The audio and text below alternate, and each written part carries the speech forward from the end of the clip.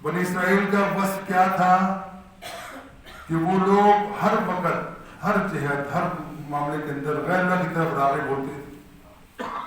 موسیٰ علیہ السلام ان کو توحید کی دعوت دیتے ہیں اور اللہ سبحانہ تعالیٰ ان کو اس قوم سے موسیٰ کو کسی اور جگہ پر بھیج دیتے ہیں. جب موسیٰ واپس آتے ہیں تو دیکھا یہ قوم جو توحید کو ماننے والی تھی وہ قوم بچڑے کو پوجنا شروع ہو گئی. وہ قوم غیر اللہ کے سامنے بھی مناجات کرنا شروع ہو گئی جس کے نتیجے کے اندر اس قوم کو دربدر کر دیا گیا. 40 سال تک یہ بنی اسرائیل بھٹکتے رہے لیکن معاملہ پھر بھی سودرست نہ ہو. اللہ کے رسول فرماتے ہیں اس قوم نے جو کچھ کیا تھا امت مسلمہ کے اندر بعین ہی وہی ہوگا. آپ کو معلوم ہے کہ یہود اور نصارہ اصل میں بنی اسرائیل کی دونوں شاخیں ہیں. یہودی بھی موسیٰ کو مانتے ہیں اور عیسیٰ کو بھی مانتے ہیں لیکن ان کے نزدیک جو عیسیٰ موعود جو ہیں اس وقت جن کو عیسیٰ بن مریم کہتے ہیں اس کو یہ نبی نہیں مانتے. یہودیوں ہی کی شاخ ہے جو عیسائی ہیں جو حضرت عیسیٰ علیہ السلام کو نبی مانتے ہیں, ان کو اللہ کا رسول و پیغمبر مانتے ہیں. اس قوم نے بھی ویسا ہی کیا اور اللہ تعالیٰ کے عذاب کے کوڑے ان کی پیٹھوں پر برستے رہے. وقت نظر آیا لاکھوں یہودیوں کو تہذیب کیا. ٹائٹس رومی آیا لاکھوں یہودیوں کو قتل کیا. اور اسی صدی کے اندر ہٹلر تھا جو جرمنی کا نازی تھا, اس نے بھی لاکھوں یہودیوں کو قتل کیا.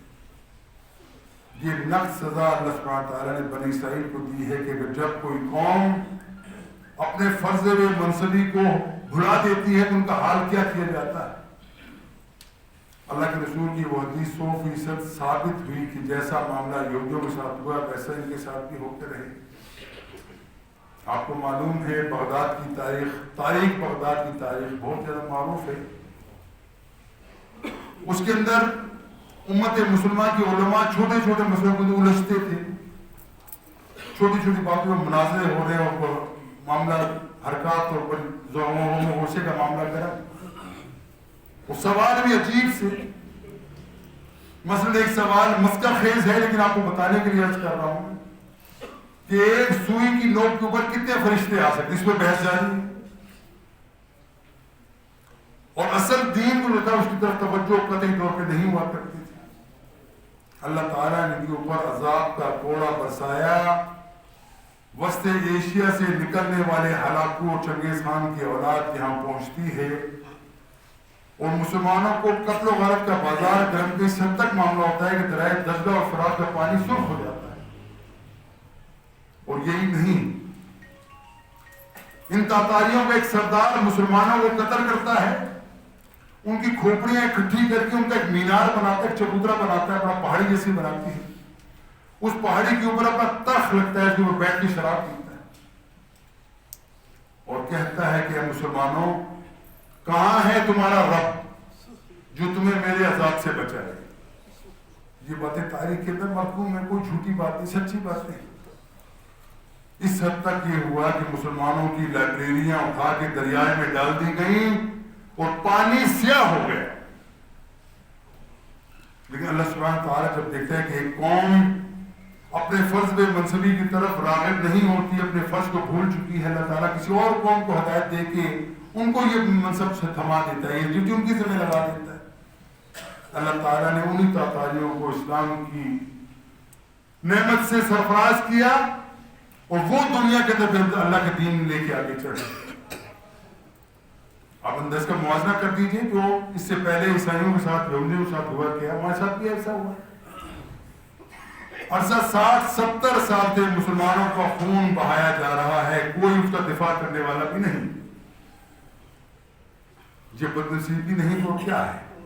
اللہ کے رسول فرماتے ہیں کہ اگر کوئی اس حد تک مشابہت ہوگی عیسائیوں کے ساتھ کہ یہ لوگ غیر اللہ کو پوجنا شروع کر دیں گے, اللہ کی توحید کو بھلا بیٹھیں گے, اللہ کے رسول کے فرامین کو چھوڑ دیں گے, اپنی من چاہی زندگی گزاریں گے, نفس کی پرستش کریں گے. آج آپ لگا لیجیے اندازہ, دیکھ لیجیے چاروں طرف گھما کے اپنے آپ کو دیکھ لیجیے, ہمارا کس طرف توجہ, ہماری کس طرف. 24 گھنٹوں کے اندر ہم کتنی توجہ رکھتے ہیں کہ ہم نے اللہ کے حضور پیش ہونا ہے؟ کبھی ہم نے ذہن کے لیے خیال آتا ہے کہ ہم نے آج پورے دن میں ہم نے کیا کیا ہے؟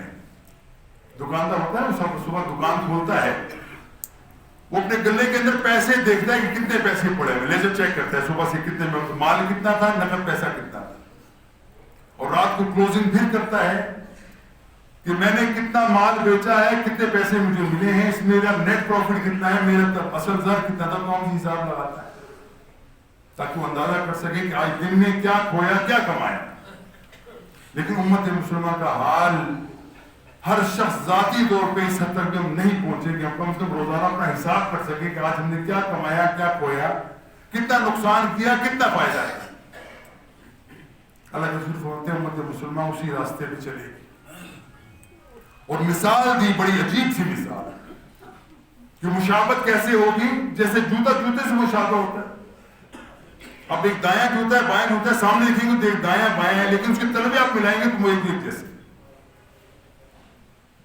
اور فرمایا اگر بنی اسرائیل میں کسی شقی القلب نے اپنی ماں کے ساتھ بدکاری کی ہے تو میری امت میں ایسا شکل کا ایسا خنزیر ضرور پیدا ہو جو یہ حرکت کرے۔ یہ بات کس کی ہے؟ جو صادق المصدوق ہیں، جن سے بڑا سچا کائنات کے اندر کوئی نہیں ہے، وہ یہ فرماتے ہیں۔ اور آج ہم دیکھ رہے ہیں مسلمانوں کا کیا حال ہے پوری دنیا کے اندر، اور مسلمانوں کو اکٹھا ہونا چاہیے تھا، نہیں ہو پا رہے۔ اللہ سبحانہ و تعالیٰ نے ہمارے امتحان کے لیے، ہمارے ٹیسٹ کے لیے اللہ تعالیٰ نے ہمیں یہ پاکستان عطا فرمایا، جو کیلکولیشن میں نہیں آتا کہ پاکستان بن سکتا ہے، لیکن اللہ سبحانہ و تعالیٰ کی خاص حکمت سے 27 رمضان مبارک کو پاکستان وجود میں آتا ہے۔ اس سے پہلے کیا تھا؟ دعویٰ کیا تھا مسلمانوں کا، بر صغیر پاک و ہند کے مسلمانوں کا دعویٰ کیا تھا کہ پاکستان کا مطلب کیا؟ لا الہ الا اللہ۔ کہ ہم پاکستان کیوں لینا چاہتے ہیں؟ کہ وہ قوم جو ہمارے دین کی دشمن ہے، جو مشرک ہے، جو غیر اللہ کو مانتی ہے، ہمیں شدید خطرہ ہے کہ ہم نے 1000 سال تک ان کی حکومت کی ہے، وہ ہم سے انتقام لیں گے۔ اللہ تعالیٰ ہمیں ایسا خطہ ارض عطا فرما، زمین کا ایسا ٹکڑا عطا فرما جس میں ہم نے اپنی زندگی تیرے طریقوں کے مطابق گزار سکے، تیرے حکم کے مطابق زندگی گزار سکے، ہمیں یہ عطا کر۔ اللہ سبحانہ و تعالیٰ نے وہ پاکستان کا ٹکڑا ہمیں عطا کیا، لیکن ہم 70 سال ہو چکے، اپنے وعدے کو ہم ایفا نہیں کر سکے، وعدے کو پورا نہیں کر سکے، اپنی مرضی کی زندگی گزارنے کے لیے بالکل وہی چلنا ہے جو اس وقت انڈیا کے اندر ہے۔ جو حال مسلمانوں کا انڈیا کے اندر ہے، مسلمانوں کا پاکستان کے حال اس سے مختلف نہیں۔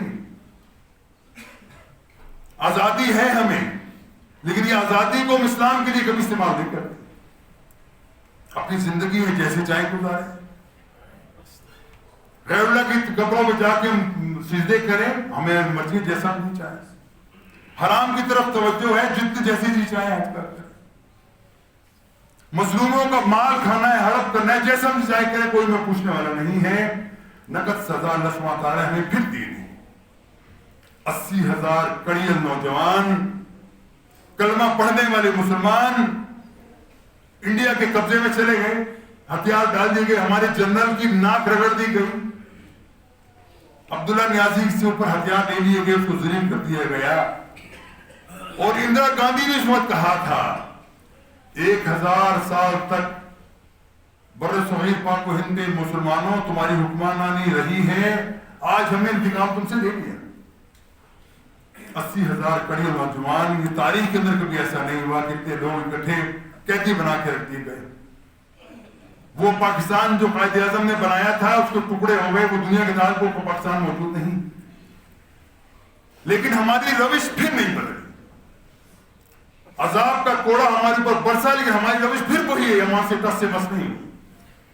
اور آج حال دیکھ لیجئے، وہ بنگلہ دیش جس نے اپنی جان چھڑائی، پاکستان کے نام سے جان چھڑائی، چاہتا تو مشرقی پاکستان بھی رکھ سکتا، لیکن ہمارے کرتوتوں کی وجہ سے آج وہ اسلام سے بھی دور ہو گئے، پاکستان سے بھی دور ہو گئے، نام سے بھی دور ہو گئے۔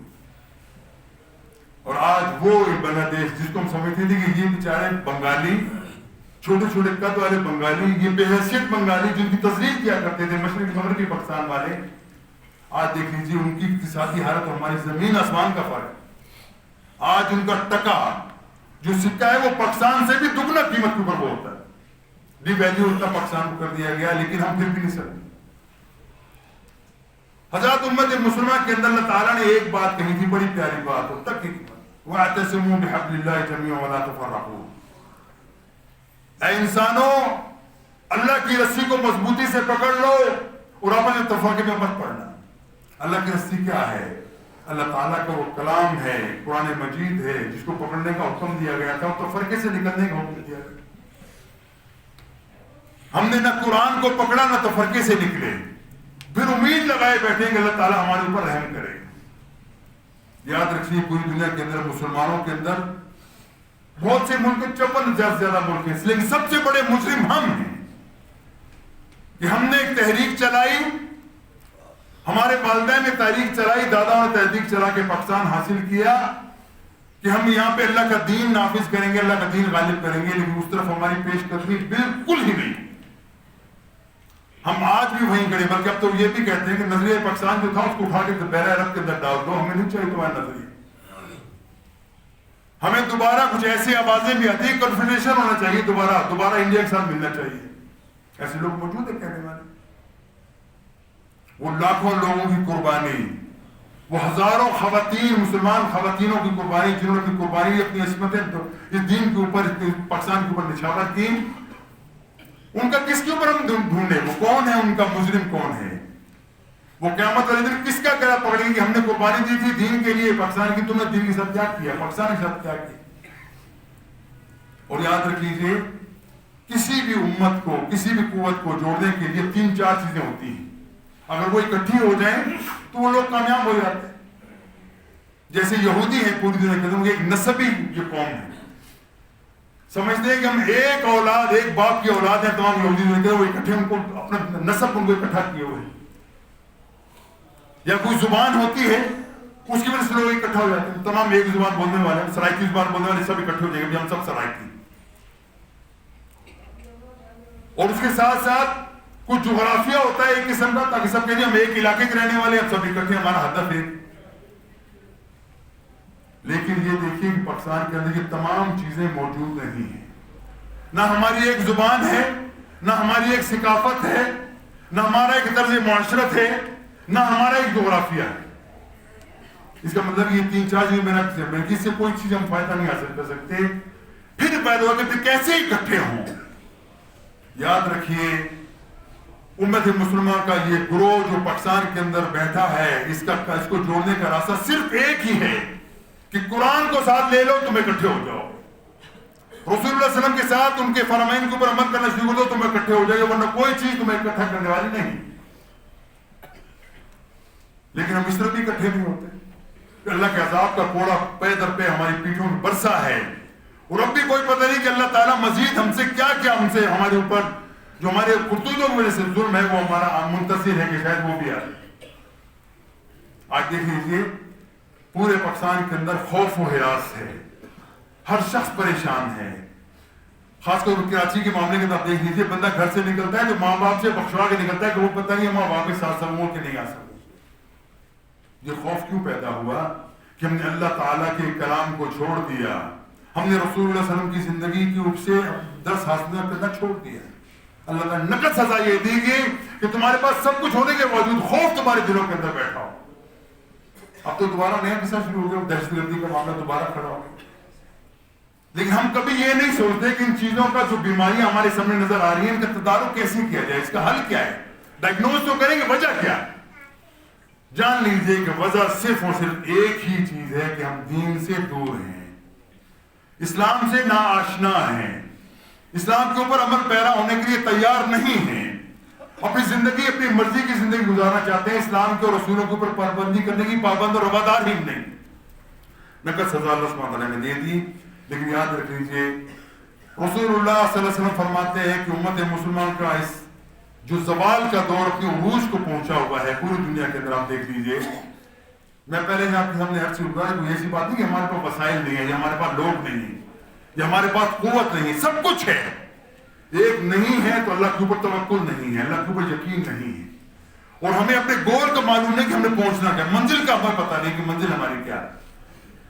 اللہ کے رسول فرماتے ہیں کہ ایک زمانہ ایسا آئے گا جس پوری دنیا کے اوپر دین کا غلغلہ ہوگا, ہر گھر کے اندر دین داخل ہوگا, بعز عزیز و ذل ذلیل, ہر گھر میں دین داخل ہوگا, عزت والوں کے لیے عزت کے ساتھ داخل ہوگا, جو ذلیل ہیں ان کے ساتھ ذلت سے داخل ہوگا کہ وہ اللہ تعالیٰ کو مسلمانوں کو محکوم کر دے. یہ ضرور ہو کر رہے گا, یہ اللہ کے رسول کی پیشن گوئی ہے, خوشخبری ہے ہمارے لیے. لیکن میرے اور آپ کے ذمہ جو کام ہے اس کے بارے میں ہمیں معلوم نہیں کہ ہم نے اس معاملے کو چلنا ہی کون لوگ ہوں گے. فرشتے آ کے کریں گے دین کو بارے, دین کی سر بلندی کے لیے فرشتے آئیں گے یا کچھ جن آئیں گے, یا ہم تم ہمارے اور آپ کے ذمہ یہ کام اللہ سبحانہ لگا کہ تم دین کا کام کرو گے. جب اللہ سبحانہ دیکھے گا کہ واقعی تم اپنے کام کے اندر مخلص ہو, اس کام کو آگے لے کے چلنا چاہتے ہو, اللہ تمہاری مدد کرے گا اور دنیا کے اندر دین غالب ہو جائے. یقیناً یہ ہو کے رہے گا, لیکن ہمیں سوچنا ہے کہ میں اور آپ اس طائفے کے اندر شامل ہیں کیا. یہ دین کو غالب کرنا اللہ تعالیٰ کی سربلندی کے لیے, اللہ کے کلمے کو بلند کرنے کے لیے, قرآن کے احکامات کو اونچا کرنے کے لیے میں نے اور آپ نے کیا کوشش کی. ہم یہ نہیں کہتے کسی قدر پکڑ لو, صرف اتنا تقاضا ہے کہ آج ہمارے میں سے جس شخص کی موت آتی ہے وہ کم سے کم اتنا حوصلہ دمان میں رکھے, اپنے دل میں ٹٹول کے دیکھے, اگر میں آج مرتا ہوں, میری روح قبض کی جاتی ہے, اللہ کے سامنے پیش کیا جاتا ہوں, میرے پاس جواز ہو, اللہ تعالیٰ میرے پاس فلاں فلاں صلاحیتیں تھی, فلاں مال تھا, دولت تھی, زمین تھی, جائیداد تھی, اولاد تھی میرے پاس, میں نے اس تمام کام کے اندر ترجیح صرف آپ کے دین کو دی. اگر کوئی بندہ یہ کیلکولیشن کر سکتا ہے, اکیلے میں بیٹھ کے بھی سوچ لیجیے, تو امید ہے کہ اللہ تعالیٰ اسے معاف کر دے. لیکن معاملہ اس کے برعکس ہے کہ ہم نے دین کے لیے کچھ نہیں کیا. ہمارے پیٹ میں جو لقمہ کیا وہ بھی حرام کا, ہمارے منہ سے جب نکلے جھوٹ نکلے, ہماری آنکھیں جب دیکھیں خیانت کریں, ہمارے کان جب کریں غلط بات سنیں, جس کا مطلب یہ ہے کہ یہ بھول بھلیاں تو ہو سکتی ہیں, وہ حقیقی طور پہ دین کے اوپر پابند نہیں ہو سکتی. اللہ کے بندو, ہمیں سوچنا ہے دنیا کے معاملات دنیا میں رہ جائیں. ہمیشہ کہا کرتا ہوں اللہ تعالیٰ کو ہمارے عبادات سے کوئی غرض نہیں. اللہ تعالیٰ ہماری بہتری کے لیے چاہتا ہے کہ اے لوگوں اللہ کے مطیع بن جاؤ, اللہ کی بات ماننے والے بن جاؤ, اللہ کے رسول سے محبت کرنے والے بن جاؤ. اللہ تمہاری دنیا بھی عطا کر دے گا, آخرت بھی عطا کر دے گا. لیکن ہم اس کے اوپر تیار نہیں ہیں. یقین کیا ہے, یقین ہمارا اس پہ نہیں آتا. اگر تیاری کر سکتے ہو آخرت کی, قبر کے اندر وہ تم سے جو 3 سوال کیے جائیں گے, اگر اس کی تیاری ہر بندہ کر لے, اللہ تعالیٰ کی مدد اب بھی نازل ہو سکتی ہے, اور یقیناً ہوگی نازل. ایک خالی سن کے ہم سن ہو گئے, سن نہیں کہتے, ہم سنی ہو گئے. ایک کان سے سنتے ہیں, دوسری سے ہوا نکالتے ہیں. مسجد میں بیٹھے ہیں, دل میں تھوڑی سی تمنا بھی پیدا ہوتی ہے, اللہ ہمیں توفیق دے دے, ہم کو بہتر کام کر دیں. مسجد سے باہر نکلتے ہیں, وہ مسجد کی بات مسجد میں بھول کے چلے جاتے ہیں. یہ سب سے بڑا بلنڈر ہے جو اپنے ساتھ ہم کرتے ہیں, اللہ کے ساتھ نہیں کرتے. کہ اللہ تعالیٰ نے ہمیں صحت دی ہے, طاقت دی ہے, حوصلہ دیا ہے, اللہ تعالیٰ نے ہر وسائل ہمیں دیے ہیں, تمام برائیوں کے باوجود اللہ تعالیٰ نے دیے ہیں. اللہ تعالیٰ کا صرف ہمارا صرف پانی صرف کر لے, اگر ہمارے جو ہم پانی پیتے ہیں اس کے اندر زہر آلود اللہ لگا دے, ہوا جو جس میں سانس لیتے ہیں اگر اس کے اندر کوئی چیز اللہ چیز لگا دے, تو اس جو ہمارے پاس کیا ہے. لیکن کبھی ہم نے اللہ کا شکر ادا کیا نہیں کیا, کبھی بھی نہیں کرتے. میں ہمیشہ کہا کرتا ہوں بھائیو, جب کسی پہ مصیبت آتی ہے, اللہ کے رسول فرماتے ہیں جب کوئی بندہ مصیبت میں ہو, مشکل میں ہو, اس وقت اس کو اللہ یاد نہیں آیا تو اس سے بڑا بدبخت دنیا کے اندر کوئی نہیں. آج اب دیکھ لو آپ کی اولاد کس روش پہ چل رہی ہے, کس راستے پہ چل رہی ہے. اس کی ذمہ کون ہے؟ وہ ماں باپ ہیں, ہم جیسے ماں باپ جنہوں نے اولاد کی تربیت نہیں کی, ان کو احساس نہیں دلایا. ہاں اسکول کے تو بڑا تیار ہے, صبح ماں اٹھتی ہے, ناشتہ بناتی ہے, یونیفارم بنا کے اسکول پہن دیتی ہے, لیکن نماز کے لیے کہنا ہے پڑھ لے گا, بڑا ہوگا تو کیا ضرورت پڑی تھی زندگی. نماز کے لیے اٹھاؤ تو بچے کو تکلیف ہوتی ہے, ماں کا دل دکھتا ہے. لیکن وہی بچہ اگر پتہ چلے کہ جہنم میں جا رہا ہے, آگ میں جل رہا ہے, تو ماں کا کیا حال ہوگا. کبھی سوچیے کبھی دل میں, آپ کا بچہ پہ کسی سے بجلی کے اس کے پلگ کو ہاتھ لگا دے, کتنی طرف کے آپ جاتے ہیں, فوراً بھاگ کے بجاتے ہیں, بچے کو نقصان ہو جائے. وہ توا جلتے ہوئے انگلی اگر لگا دے بچہ تو بل بلا اٹھتی ہے ماں, کیا ہو گیا میرے بچے. لیکن یہ احساس نہیں کہ ماں جس وقت رحم کرنے والی ہے وہ اپنے بچے کو جہنم سے نہیں ڈراتی, اللہ کے عذاب سے نہیں ڈراتی. ہاں بجلی کے پمپ سے لگا, بجلی والے پر سے ہاتھ نہیں لگانا, آگ کے قریب مت جانا. یہ کیا ہے کہ ہم اپنے اپنے مزاج کو اپنے لیے بنایا ہے، ہم نے اپنی مرضی کا بنانا چاہتے ہیں، وہ اللہ کے رسول کی بات کرنے کو تیار نہیں۔ یہ وہ تمام بنیادی چیز جس کی وجہ سے دنیا کے اندر مسلمان ذلت رسوائی کا مقدر بنے ہوئے ہیں۔ آج جب کبھی جائیں وہاں پہ یورپ امریکہ میں، آپ دیکھیے وہاں پہ جا کے ان کا اخلاقی منظر دیکھے بہت اعلیٰ ہے ان لوگوں کا، چاہے وہ اپنے لیے کرتے ہیں، کوئی شک نہیں، آپ کو اس سے کوئی مسئلہ نہیں، لیکن ہمارے یہاں تو معاملہ اس سے بھی فرق ہے، ہم اپنے لیے بھی نہیں کرتے۔ مسئلہ یہ ہم اپنے لیے جو کرنا چاہتے ہیں اس کے لیے بھی ہم تیار نہیں ہیں، ذہنی طور پہ نہ تیار ہیں، نہ جسمانی طور پہ تیار ہیں کہ ہم اپنے بچوں کو، اپنے آپ کو سدھاریں اور اس راستے پہ لے کے چلیں جو راستہ نجات والا ہے، جو راستہ کامیابی والا ہے، جو راستہ جنت میں لے جانے والا، اس سے ہم اب بھی جانے کو تیار نہیں ہیں۔ حضرات کی زندگی گزر جائے گی، ہم روز اپنے ہاتھوں سے اپنے عزیزوں اقارب کو دفناتے ہیں، لیکن ہمیں احساس نہیں ہوتا کہ ایک دن ہمیں بھی اس راستے پہ چلنا ہے، ہمارا بھی اس طریقے سے انجام وہی ہے کہ وہ چھوٹی سی کوٹھڑی کے اندر میں ڈال دیا جائے گا جہاں پہ ہمارے اعمال کے علاوہ کوئی ہمارے کام آنے والا نہیں۔ جب تک اس پر توجہ نہیں کرتے، جب تک ہمارے دل کے اندر خواہش پیدا نہیں ہوتی کہ ہم نے اللہ تعالیٰ کی خوشنودی حاصل کرنا ہے، یقین کیجیے اپنے آپ کو بہت بڑے دھوکے کے اندر مبتلا کیے ہیں۔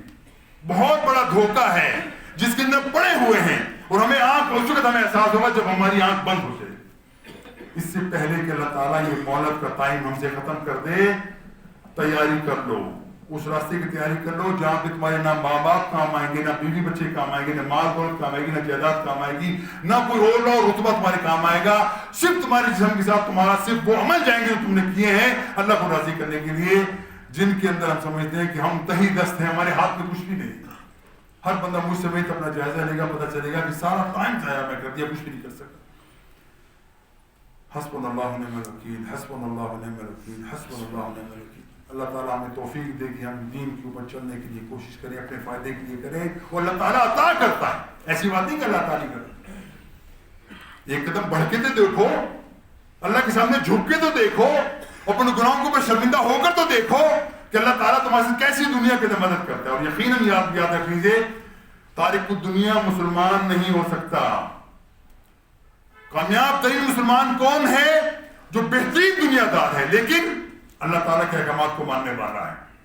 اس سے کبھی منع نہیں کیا دنیا حاصل کرو، حاصل جو جائز طریقے ہیں ان کو استعمال کر کے حاصل کرو، اللہ تعالیٰ کی نعمتیں ہیں، اس سے مستفید ہونا سب سے زیادہ مسلمان ہی کا حق ہے، لیکن جائز طریقے سے کہ تم اپنے آپ کو سیٹسفائی کر سکو گے، باقی جو ہم کریں وہ درست راستہ ہے۔ اللہ تعالیٰ عطا کرتا ہے، دنیا بھی عطا کرے گا، آخرت بھی عطا کرے گا۔ اور جو اس کے برعکس کا معاملہ ہوتا ہے کہ دنیا کے اندر آپ لگائے جاؤ گے، اپنا کام محنت کیے جاؤ گے، نتیجہ کچھ بھی نکلنے والا نہیں ہے، کیونکہ اصل میں جو ہمارا پروردگار ہے، ہمارا جو رب ہے، ہم اس کے باغ ہیں۔ یہ قرآن جو ہمارے سامنے آیا تھا، اس کو پکڑ کے ہم نے اس کے مطابق زندگی گزار کے دنیا اور آخرت کی بھلائی کا ایک ثمرہ ہم نے لینا تھا، وہ ہم نہیں لینے کے قابل نہیں رہے۔ اور جب تک اس طرف توجہ نہیں ہوتی، زبانی باتیں کرنے سے کوئی نہیں۔ حقیقت یہی ہے کہ اس وقت بہت بڑی پھپتی کسی تھی ایک امریکن نے کہ مسلمانوں تمہارے پاس پریچنگ بہت زیادہ ہے، پریکٹسنگ بالکل نہیں ہے۔ جو حقیقت یہی بات ہے۔ اور اس حمام کے اندر سب ننگے ہیں، یہ نہیں کہ سب مولوی صاحب بیٹھے ہیں بڑے اچھے، ان کا بھی حال اندر سے خالی ہے، وہ بھی ایسے ہی کرتے ہیں کہ باتیں بہت کچھ کہیں گے، زبانی پتہ نہیں کیا کہ زمین اقسام ملا دیں گے، لیکن عملی طور پہ اپنے اس کے دل میں جھانک کے دیکھو، پتہ چلے گا کہ وہاں بھی ایمان کا وہ درجہ نہیں ہے جو موجود ہونا چاہیے۔ وہ مولانا بجلی گھر میں ایک دفعہ آتا ہے، بڑی پیاری، کسی بندے نے پوچھا، بڑے مشہور وہ عالم تک فوت ہو گئے، وہ کہ مولوی صاحب کبھی آپ جہاد پہ گئے ہو؟ مولوی صاحب بیت ہوتی ہے فتح اپنے کہتے ہیں جان چھڑا لو، نہیں چھوٹی جان، بڑے زبردست بولنے والے بندے تھے۔ کہتے ہیں کہ کیا تم کبھی، جب مولوی صاحب نے پوچھا اچھا میں تو نہیں کہ تم کبھی گئے ہو؟ بولتے ہم بھی نہیں گئے۔ بولے تم نے کبھی یہ دیکھا ہے کہ کوئی بغیرتوں کا سردار بڑا ایمان والا ہو، جیسے تم ہو ایسے میں بھی؟ حال حقیقت ہی، حقیقت یہی ہے کہ ہمارا معاملہ آوے کا آوا بگڑا ہوا ہے، اوپر سے نیچے تک ہمارا معاملہ ایسا ہی ہے، جس کو ٹوٹو دیکھو 10 نظر کا خالی نظر آئے گا۔ ایمان کی کمزوری ہے، یقین کی کمزوری ہے، جس وجہ سے ہمارا معاملہ سارے بگڑے ہوئے ہیں ہمارے حالات۔ حضرات سچے دل سے دعا کیجیے، سچے دل سے اللہ تعالیٰ ہمارے حال پہ رحم فرمائے، ورنہ حقیقت یہ ہے کہ ہم اعمال کچھ درجے تک پہنچ چکے ہیں کہ اللہ کا عذاب کا کوڑا کسی وقت بھی برس سکتا ہے، اور ہمیں احساس بھی نہیں ہوا کہ ہم کس جرم کی پیدائش کے اندر پکڑے گئے ہیں۔ اللہ تعالیٰ ہمیں صحیح راستے پہ چلنے کی توفیق عطا فرمائے، رسول اکرم صلی اللہ علیہ وسلم سے محبت کا صحیح جذبہ عطا فرمائے، ہماری زندگی کا ایک ایک لمحہ قیمتی ہو جائے.